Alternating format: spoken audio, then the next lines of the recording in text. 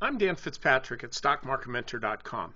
Every night we watch the same shows, Fast Money and Mad Money, and we want to use those ideas to grow our money. Well, good trading takes more than just pushing the buy button the next morning to get the stocks you saw on TV last night into your portfolio. I'm here to help you make money on these three stocks I saw on TV. Now, we're going to look at some earnings trades here. First of all, first and foremost, is Amazon. The company just like they, blew away earnings and revenues, and the stock is up. Surprising, not that many people. Stock had been trading sideways for quite a while. So here's the question that you shouldn't ask.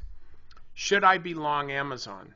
The answer would be yes, of course. Yeah, the stock will ultimately move higher.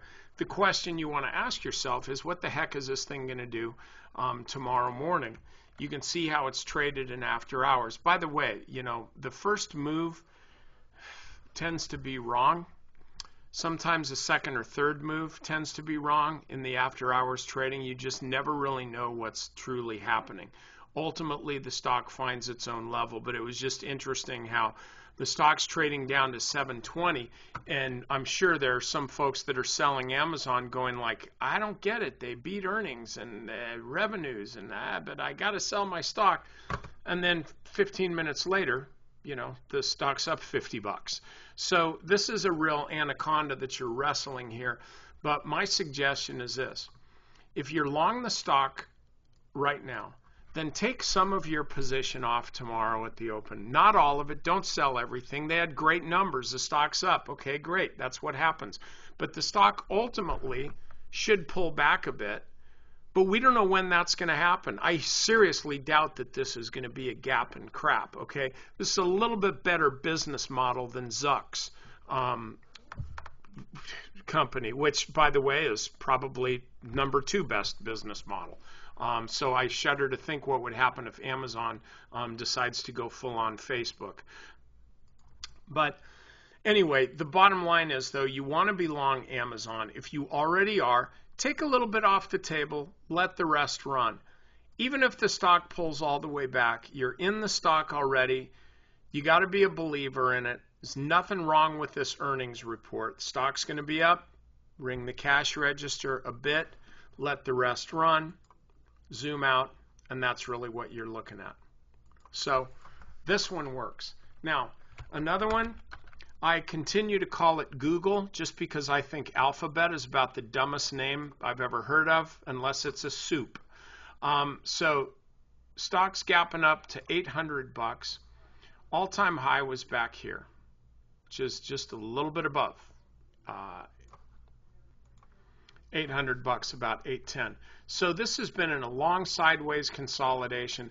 Just out of discipline, you need to sell into this. Again, just like Amazon, if you're long, don't sell your whole position, because if you do and then the stock's up to 850, you're going to be yelling at me. But instead, take some of your money off the table. Then if the stock continues to run, at least you've got some of that stock, and you've also got a little cash to maybe buy some Amazon. But ultimately, Google will work. It's just up so much you kind of almost have to take profits. Expedia, this is the other side of the coin. They beat their earnings estimates, but they missed on revenues. And in most instances, folks are more interested in revenues than earnings. Revenues can't be manipulated much. But earnings can definitely be manipulated. So what do we do with Expedia? Well, not much, because the company's the stock's been trading sideways for quite a while. Resistance about 120, support down at 100. Stock's now gapping right back down to where? The 50-day moving average. You will probably get some kind of a bounce on this tomorrow. So buy or sell at the open. I would probably buy, just to take this, just to take kind of a little ride, I guess, to the upside. But there's just really not that much in this stock. Again, unless you're day trading, in which case then I need to be doing this video at 9:28 in the morning. But that's not happening, obviously. So with this, I think you just got to look at this. It's a range-bound stock.